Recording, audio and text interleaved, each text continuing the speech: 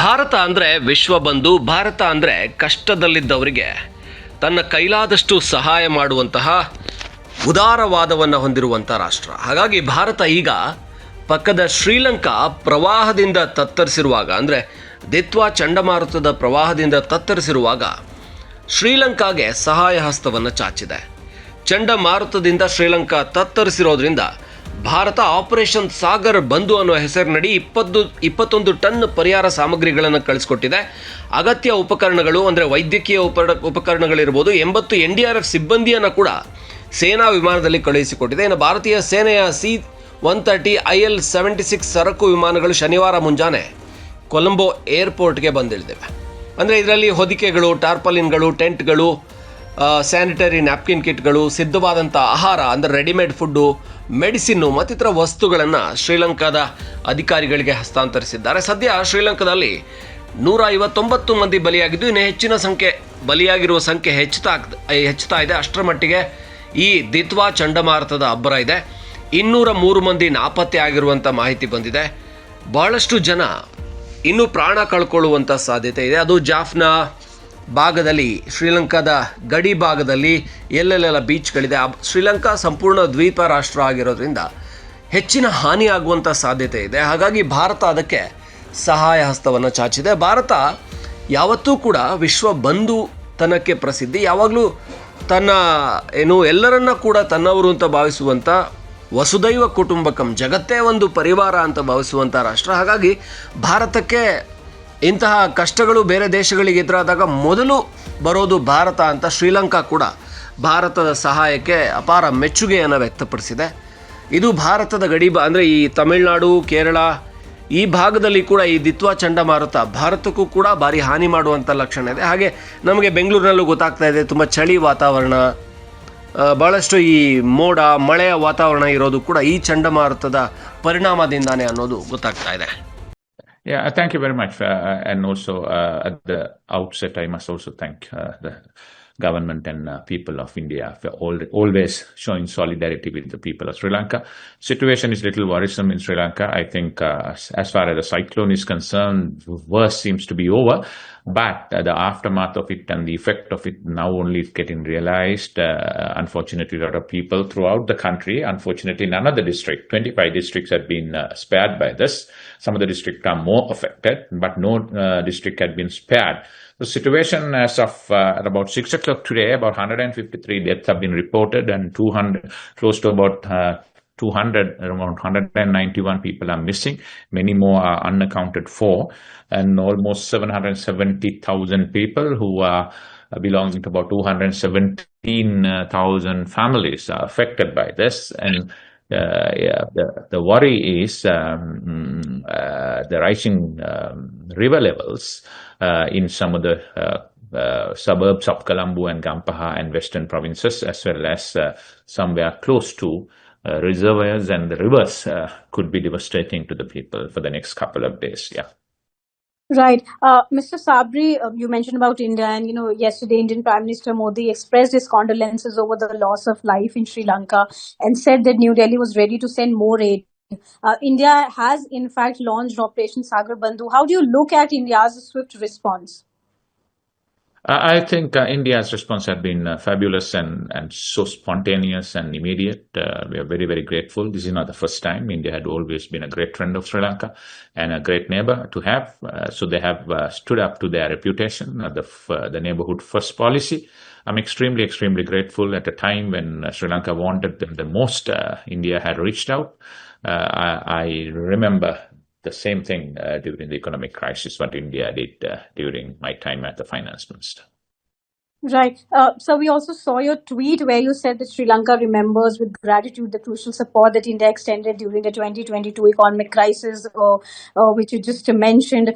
So just a broader question, how do you look at India's commitment to its neighbor during crisis? And as historically, India has always, often been among the first responders during Sri Lankan emergencies. So how do you see this bilateral relationship and the continuity in bilateral relationship? I think Sri Lanka and India for now during the last 2-3 decades have excellent relationship bilaterally across the government, across the parties, across the who is in power. That's a great sign. People to people contact can be very, very strong. So India had been traditionally been the first respondent for Sri Lanka's crisis, and then that has been a very welcome gesture on the part of the people of India as well as the government of India. We must be extremely grateful to Prime Minister Modi, Sri Narendra Modi and his government for always responding very fast, very quick. So that's the most important thing at this point in time. And I think India is the leader in the region, and they are living up to that leadership. And as I always told that regions which develop together, and India has to play that role, and everyone must center around that India's march so that everyone can benefit out of it. So we could say that India's approach has been benefiting not in the crisis, in even on the normal economic development. So we are very, very grateful for the Indian assistance. Right. So do you believe India's support sets an example for regional disaster cooperation, and do you foresee a growing role for international partners in rebuilding Sri Lanka's disaster-hit regions? I think so. I think India had, if I remember correctly, whenever there had been a disaster in the region, India had always taken the leadership, and that should be a template for the future. And because small islands like Sri Lanka in the region and all the countries need some major players in the world to come to the fore at the time of crisis. So once India comes in, there are a lot of credibility on that, and others will fall in line. So therefore, it's very, very important, which I saw that today yesterday when India announced it, and today it had been followed by several others, including the United States government. Mm-hmm. So that's a great architecture to see. And this is not the first time. We remember during the economic crisis in the most recent past, and also debt restructuring, debt sustainability, everywhere India had played its role. And I think it's fitting that India should given that credit for doing that. Right. Mr. Sabri, the IMF is providing Sri Lanka with financial support to stabilize its economy, but I believe there is no direct link between its ongoing assistance and the recent floods, as the support is based on economic reforms and debt restructuring. So, should Sri Lanka negotiate more flexibility in IMF conditions to account for climate-related disasters? I think going forward, probably we may have to look at it, but IMF parameters are different. IMF is trying to see that our economy is sustainable on the long run. But IMF also has some emergency funding mechanism, like what they have done to Ukraine and some other countries outside the parameters of EFF. IMF probably could look at that.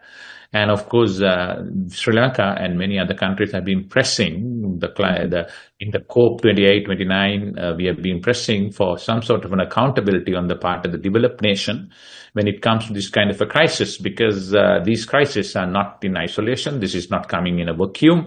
This has been, everyone has been contributed. Those who have contributed most are the most developed countries. So there has to be some architecture where this kind of event, those countries must come forward and contribute. So therefore, India taking a leadership in that and create some sort of an architecture for the future could be a great thing to do. But right now, yes, I think Sri Lanka may need the support of the international community to rebuild our roads, infrastructure. And right now, the priority is to save life, look after the people who have been affected, rescue them. But next couple of days or thereafter, we will have a full account of the extent of the damage which has been caused by this havoc, unfortunately, and that probably a small country like Sri Lanka cannot stand on our own and do that. We need the support of the international community.